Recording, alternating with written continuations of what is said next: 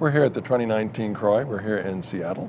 We're with Meg Doherty from World Health Organization, who has been kind enough to give us some time to talk a little bit about what some of the issues are around the world and how we're solving problems and learning to at least be aware of some of the new ones that are coming up. So I'll let you tell us the short version of that. All right. Well, thank you very much for having us here. Yeah.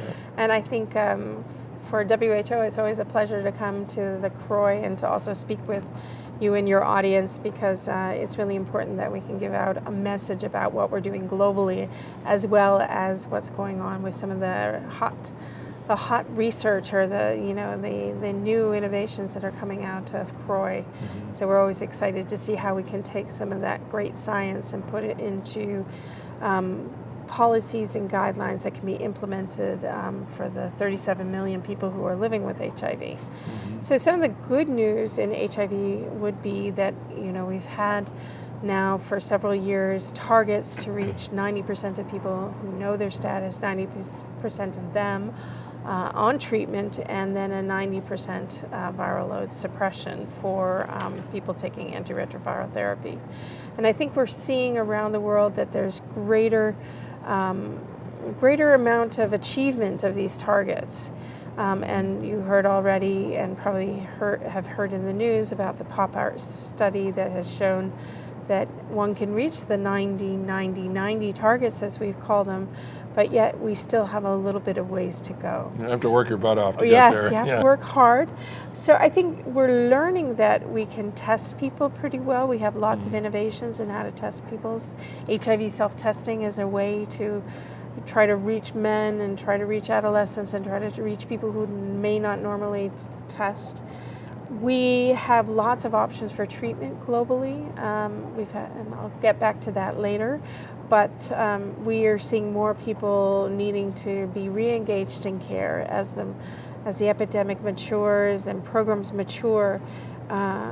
We see that it will happen that people will cycle in and cycle out of treatment, so we have to be a little bit more creative about how regimens can stay with people for their lifetime. So understanding the side effect profiles and getting regimens that are one pill a day and that are easily taken for all people, all ages, whether you're pregnant or not, etc.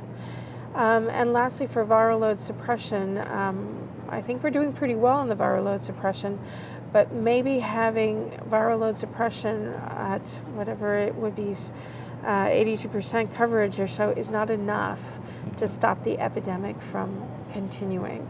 So globally right now we need to start to think of what are new ways to really work towards epidemic control. So some of the exciting things I've heard were, I was really excited to hear Dr. Fauci come out and talk about the plan for ending the AIDS epidemic in the United States. I feel like we have put so much effort into the global HIV epidemic that if we see comparability in terms of viral load suppression and new infections happening in certain places in the U.S., well, it's really a crime that we're not addressing this more aggressively. We should be the showcase here. Exactly. We have the money to do it, like there's so many people have said, but if we don't have the willpower, and like we said, it takes a lot of work. It takes a lot of work, and sometimes what we do globally and what we've been promoting with the WHO is a public health approach. So perhaps that will also need to be an approach that will need to be taken in the United States, meaning that we really have set certain policies and standards. We try to get the best drug to everybody. We try to ensure that there are systems in the community to catch and to make sure people have a safety net to get back into care. And that we're finding people where they may not necessarily want to be engaged in care and somehow working on trying to keep them engaged in care. How do we find the invisible populations? Exactly. Yeah. And I think it's that work that's going to be the hardest work that we need to do, but it's necessary, and since we have so many dedicated people in HIV field, I think it can be done. It just is, It's possible. And it's a crime not to do it, because we know that, I used to say this all the time when I was looking for money on the Hill, and I'd fight, they'd call it education on the Hill. and tell them, look, a healthy population is a lot better off. We're a lot better off with a healthy population than a sick population, and we said that no matter where in the world. Right. That's what they were saying. It's the infrastructure's fallen apart in Africa. Well, yeah, but it's not. We're having a similar situation. Maybe not so dire here, but the same thing happens. People that are sick can't work, so they have to get preventative, measures so that they don't get infected. It's not rocket science. It's health promotion. It's doing that hard work, and it's also making HIV clinic and healthcare in general more, friendly, and in a place where people want to seek out. Yeah, getting I think support. you've hit it right there. It's like making people want to do it, and instead of saying, "Oh, do I have to do this or whatever," they should want to do it because we're allowing them to live a quality of life if they will do certain things. Right. And we have to describe what that is, and then also explain to them over and over again about what a cure is. There is no cure. And when they get to undetectable, they have to keep taking, like you said, their medicines probably for the rest of their life. And one question I have is, I know globally, we always try to get the best medicines as we can, get them translated into local settings around the world. And I'm wondering how quickly we can get, and whether it'll be useful to get the injectables and depot injections and so forth. Yeah, I think there's a huge amount of excitement for the long-acting ARVs, both for prevention and for treatment. And I think the combinations of cabotegravir and rilpivirine for treatment have come a long way. And every year there is a meeting where there's a discussion about how close are we getting to having some of these products available for low and middle income countries. And I think the horizon was many, many years away, and I think we're getting closer. Yeah. And certainly I think it would be, having cabotegravir or other injectables and or depots in the next 2 to 3 years is potentially possible. I think there are certain diseases that also could benefit from this, malaria and potentially tuberculosis. So it'll be like a one-stop shop. You just have to come every 2 months. You have to be there and make it a ritual. So, we used to say that, the early days, before we had anything going to Africa, we said, well, they don't even have clocks. How are they going to know when to take? Of course, then was when we had like Q8, Yeah. Now it's once a day, so it's not a big deal. No, and I think, of course, low and middle income countries are all different shapes and sizes, and there's been a huge amount of development happening around the world, and access to a lot of technology, access to a lot of medicines, and so I really don't think there's much of a difference, and that's the one thing we have noted in our guidelines now. There used to be quite a bit of a difference between guidelines for the United States and guidelines for low and middle income countries under WHO. They're fairly aligned these days.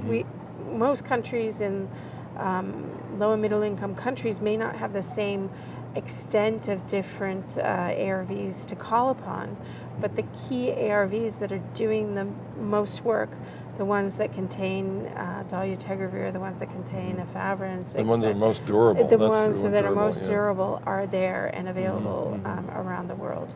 So that's the other thing that I've noticed, is that I think we're getting closer. And even though there's been some hiccups with, using dolutegravir around the world, it's being rolled out.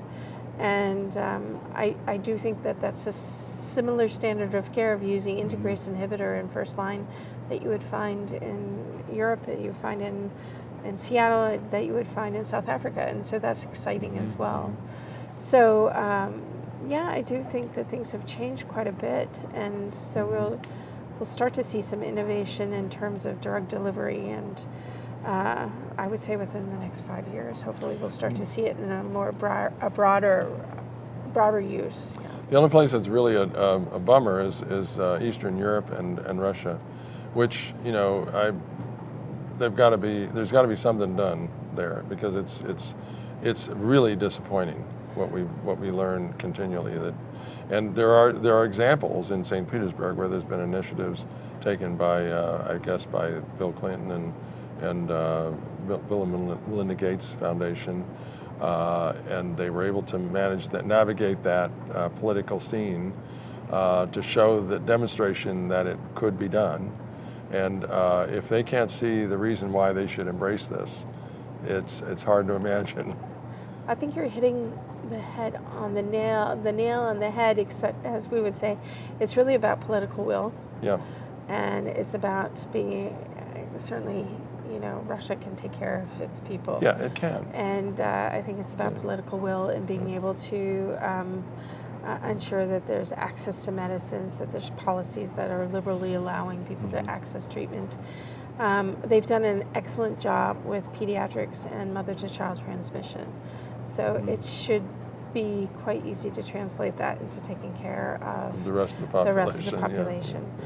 I think if we can scale up treatment and try to get to treatment to the most people who need it, that could have an impact on some of the new infections that are occurring, but it's not going to have the only impact. So there needs to be some prevention opportunities. Certainly addressing opiate substitution is really important in that part of the world. Sure. And you have other countries that are surrounding Russia that are doing quite well. Ukraine has really taken on a public health approach and has created a new public health institute to be able to address HIV. And so I think that sort of sense of decentralizing and not having only a medicalized approach in highly quaternary care centers is how some of the countries in Eastern Europe are starting to tackle their programs. And also they're working on some of the prevention that needs to be done for both men who have sex with men, for people who inject drugs, and we can't leave those populations behind. No, and they need access to treatment. Well, I really appreciate the work that you're doing and the standards that you provide and that you push and promote. It's really important to have all of that going because it's a process. You're a big piece of that process.